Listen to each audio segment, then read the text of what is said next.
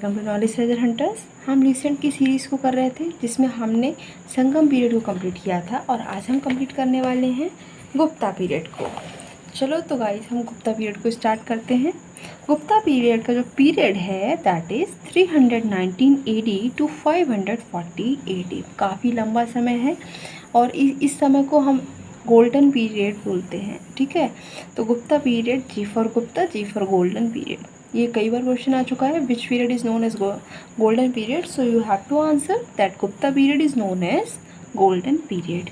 और जैसे कि मौर्यन एम्पायर था वो काफ़ी आपका बोल सकते हैं काफ़ी पावरफुल एम्पायर रहा जिसमें काफ़ी कुछ हुआ। ठीक है, बहुत ज़्यादा एरिया में कवर हुआ और काफ़ी टाइम तक रहा। ऐसा ही गुप्ता पीरियड भी है, गुप्ता पीरियड भी काफ़ी टाइम तक रहा और काफ़ी एरिया को कवर किया गया है।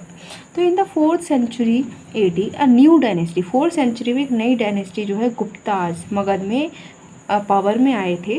ठीक है, और इन्होंने नॉर्दर्न इंडिया में काफ़ी बहुत बड़े एरिया को कवर कर लिया था। 200 साल तक लगभग गुप्ता पीरियड जो है वो रहा था। ठीक है, इसीलिए इसको क्लासिकल एज भी बोलते हैं या फिर गोल्डन एज, जैसे ही मैंने आपको पहले ही बता दिया। तो गोल्डन एज भी इसको हम बोलते हैं। ये ऐसा बोला जाता है कि जो इंडियन हिस्ट्री में सबसे ज़्यादा प्रॉस्पेरस एरा था वो यही एरा था। ठीक है, वो काफ़ी समृद्ध था। जो एविडेंसेस मिले हैं उसके अकॉर्डिंग जो एक पर्सन था गुप्ता, जिसका नाम गुप्ता था, उसने ही इस पीरियड की स्टार्टिंग की थी, इस डायनेस्टी की स्टार्टिंग की थी, गुप्ता पीरियड की स्टार्टिंग। इस डायनेस्टी के फाउंडिंग फादर कौन थे ये पूछा जा सकता है, then you have to answer Gupta.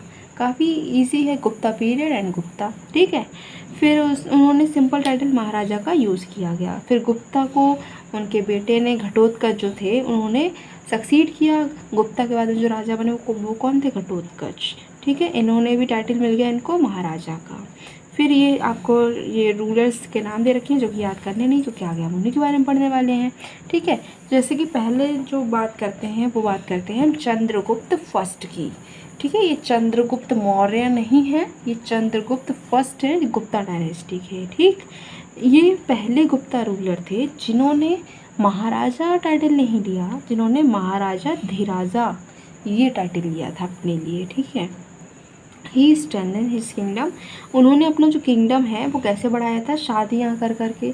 अब ये आपको कमेंट में बताना है कि ऐसा एक और किंग के बारे में हम पढ़ चुके हैं पहले हरियाणा का डायनेस्टी में, जिसने शादियाँ कर करके अपने एम्पायर को बढ़ाया था। नाम मैं नहीं बताऊंगी, वो आपका काम है, आप बताएंगे कमेंट बॉक्स में। ठीक है, मैंने तो आपको पहले ही बता दिया था, तो आप बताओ कि वो कौन जो था किंग था जिसने ऐसा किया था। फिलहाल तो यहाँ पर चंद्रगुप्त फर्स्ट जो हैं उन्होंने क्या करा है, अपना किंगडम बढ़ाया है, काफ़ी सारी शादियाँ करी थी जिससे इनका किंगडम बढ़ा। इन्होंने लिच्छवी की पावरफुल फैमिली के साथ में रिश्ता जोड़ा था। ठीक है, लिच्छवी की प्रिंसेस जो थी कुमार देवी, उनसे इन्होंने शादी की थी जिससे उनको काफ़ी सारी पावर मिली थी, रिसोर्सेज मिले थे, प्रेस्टीज मिली थी। ठीक है, और इन्होंने मौके का फ़ायदा उठाया और पूरी जो गंगेटिक वैली थी उसका इनको उसका राज मिल चुका था। इससे ही गुप्ता एरा की स्टार्टिंग हुई थी। चंद्रगुप्त फर्स्ट जो थे उन्होंने मगध में, प्रयाग में और साकेत में अपना दबदबा बना लिया था। ठीक है, ओरिजिनल टाइप ऑफ कॉइन्स इन्होंने कौन सी इशू की थी, तो सबसे पहली बात है इन्होंने गोल्ड कॉइन्स जो हैं जिनको हम दिनार भी बोलते हैं उसको इशू किया था Chandragupta first and Kumar Devi type. ठीक है, फिर सेकंड जो जिन किंग है जिनके बारे में हमें पढ़ना है वो हैं समुद्रगुप्त। ठीक है, टाइम पीरियड हमें नहीं याद करना है। फिर है ग्रेटेस्ट किंग थे। ठीक, सबसे ज़्यादा ग्रेटेस्ट किंग कौन थे गुप्ता पीरियड के, समुद्रगुप्त।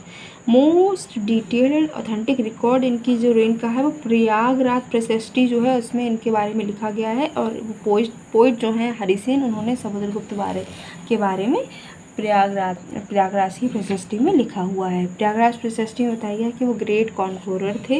गैंगटिक वैली और जो सेंट्रल इंडिया है वहाँ पर समुद्रगुप्त ने कई सारी टेरिटरीज़ को अपनी राज में जो है इकट्ठा किया था, मिलाया था। लेकिन साउथ इंडिया जो है वो उनका सपना ही रह गया और साउथ इंडिया को अटैच नहीं कर पाए थे। समुद्रगुप्त को इंडियन नेपोलियन भी कहा जाता है। किसने कहा है, VA स्मिथ ने।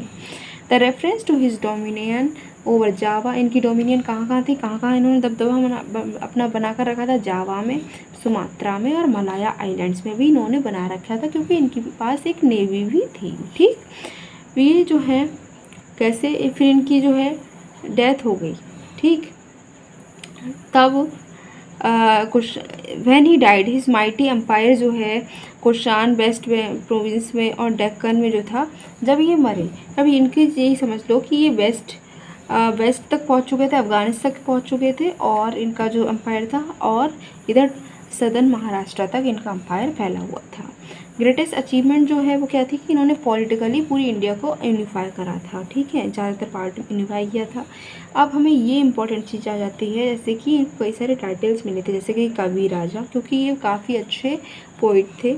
फिर है परम भागवत, ठीक है, अश्वमेध प्राकरण, विक्रम, फिर सर्वराज ओच्छेता। ये जो हैं कुछ टाइटल्स हैं जो दिए गए हैं समुद्रगुप्त को।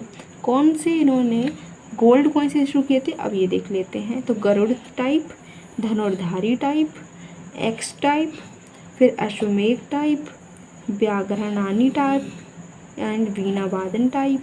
समुद्रगुप्त जो थे वो वैष्णवित थे, ठीक है।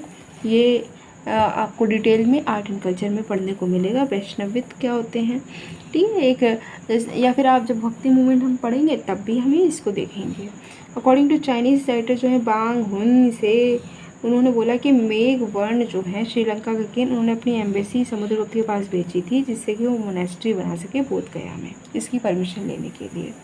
ये तो हमने समुद्रगुप्त के बारे में पढ़ा। अब पढ़ते हैं चंद्रगुप्त सेकंड, जिसको हम विक्रमादित्य भी बोलते हैं। देवी चंद्रगुप्त के अकॉर्डिंग, जो विशाखा दत्त ने लिखी है, समुद्रगुप्त को रामगुप्त ने सक्सीड किया था, लेकिन बहुत छोटे टाइम के लिए, ठीक है। उसको ऐसा बताया गया है कि वो एक ऐसे रूलर था जिसने आपका कॉपर कॉइन्स को इशू किया था।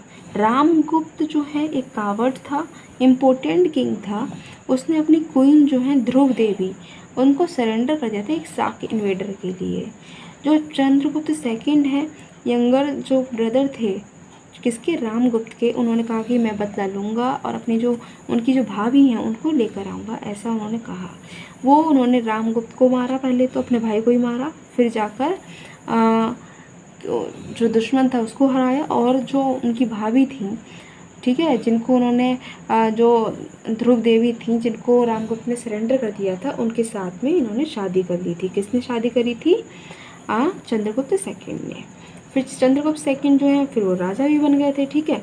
फिर चंद्रगुप्त सेकंड ने भी क्या करा था, अपने एम्पायर को बढ़ाया। कैसे बढ़ाया था, शादियाँ कर करके, जैसे कि चंद्रगुप्त फर्स्ट ने बनाया था, ऐसे ही चंद्रगुप्त सेकंड ने करा था, ठीक। फिर जो है प्रभावती गुप्ता से शादी करी थी इन्होंने, और इनसे तो करी थी, कुबेर नागा से शादी करी थी। ये कुछ नाम है जो हमें याद रखने हैं। As a result of the overthrow of Saka rule western India में ख़त्म हो चुका था, तो गुप्ता अम्पायर जो है अरेबियन सी तक बढ़ चुका था। इन्होंने सिल्वर कॉइन्स को इशू करा था साका जो रूलर्स थे उन पर विजय प्राप्त करने के बाद। फर्स्ट गुप्ता रूलर थे जिन्होंने सिल्वर कॉइन्स को इशू किया था। टाइटल क्या मिले थे इनको, साकारी एंड विक्रमादित्य, ये टाइटल इन्होंने दिए थे। उज्जैन जो है इनकी कैपिटल बन गई थी, ठीक। मेहरौली जो है आयरन पिलर, उसमें बताया गया है ऐसे बंग एंड बाहिलकास को इन्होंने हराया था। अब जो मोस्ट इम्पॉर्टेंट चीज़ है वो हमें देखनी है, दैट इज़ नवरत्न, ठीक है। नवरत्न जो है 9 जेम्स चंद्रगुप्त सेकंड के कोर्ट के, उसमें थे कालिदास, अमर सिंह, धनवंतरी, बारामीरा, अरारुचि, घटकरना, बेलभट्ट और शापरनक एंड शंकु। ये नाम जो ऐसे हैं ये हमें याद करने हैं। कैसे याद करने हैं मुझे नहीं पता, बट याद तो करने पड़ेंगे आपको, ठीक है। क्यों, क्योंकि ये बहुत इंपॉर्टेंट है, क्वेश्चन आएगा ही आएगा। इसलिए ये नाम कैसे भी याद करो, कुछ भी करो, पर याद कर लेना, ठीक। फाहिन जो है वो इन्हीं के टाइम पर आए थे यहाँ पर घूमने घामने, बहुत सारे लोग आए हैं ना, तो चाइना की फाहिन यहाँ पर आए थे। इनको टाइटल कौन कौन से मिले हैं, देवगुप्त, देवाश्री, देवराजा, परम भागवत, नरेंद्र चंद्र सिंह विक्रम, ठीक है। इन्होंने कौन से कॉइन्स इशू करे हैं, अश्वरोही, छत्रधारी एंड चक्र विक्रम। अब बात करते हैं कुमारगुप्त के बारे में। तो चंद्रगुप्त सेकंड को उनके ही बेटे ने सक्सीड किया था, कुमारगुप्त फर्स्ट ने। जब इनका रूल ख़त्म हुआ तो गुप्ता अम्पायर है उसको हुन से खतरा था और स्कंदगुप्त ने इनको रोका था।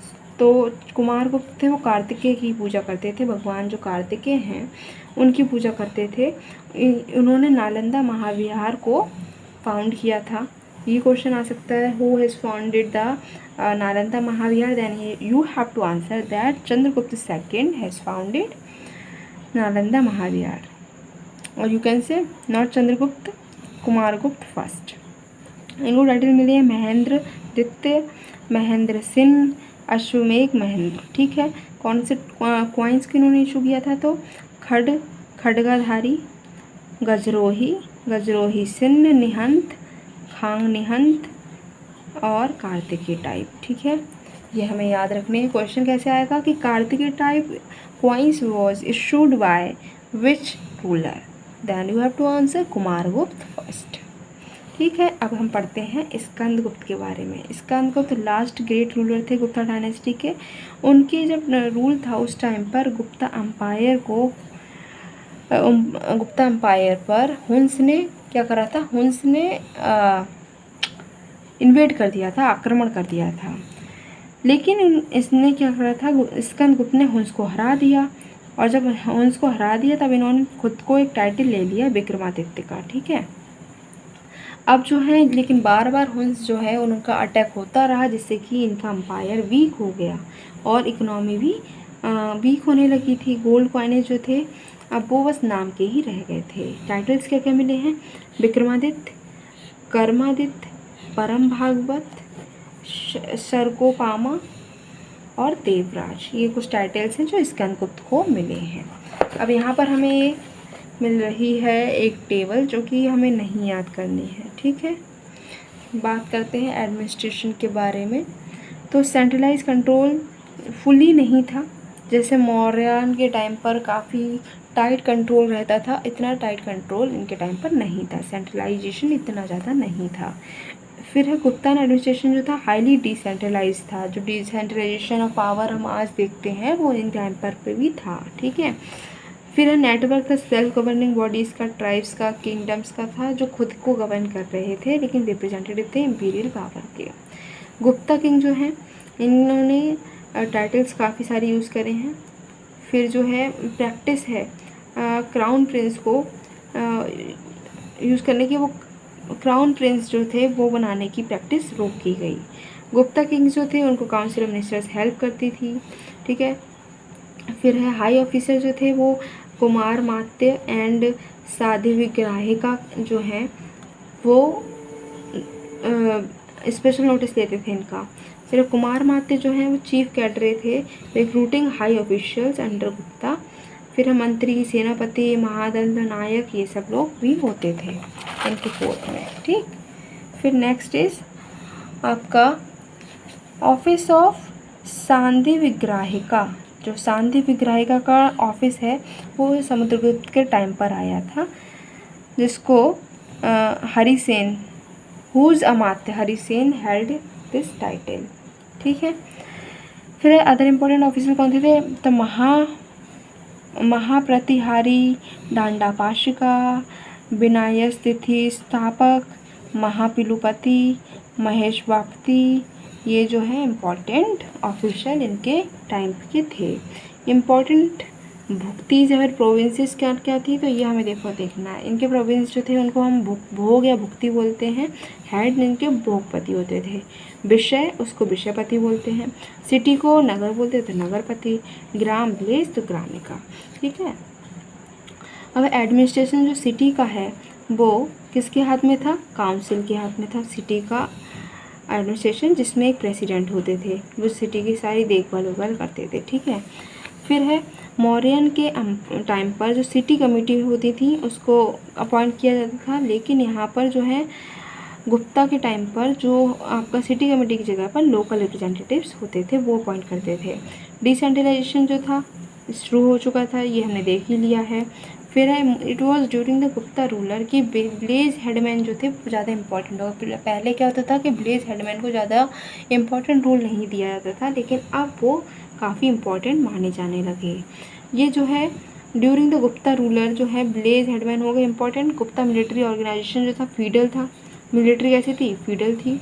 फिर है गुप्ता पीरियड जो पहली बार सिविल और क्रिमिनल लॉ को अच्छे से इन्होंने डिफाइन किया था और डिमार्केट किया था। गुप्ता किंग जो है प्राइमरली लैंड रेवेन्यू पर डिपेंडेंट थे। गुप्ता पीरियड में आर्मी जो है उसको पीपल फेड करते थे, पीपल उसको खाना वाना देते थे। इसको हम टैक्स बोलते हैं सेना भक्ता। सेना भक्ता टैक्स से आर्मी को खाना वाना प्रोवाइड किया जाता था। फिर विलेजेस जो हैं फोर्स लेबर करते थे, जिसको हम बिस्ती बोलते हैं, ठीक है, फोर्स लेबर होती थी, इतना याद रखना है।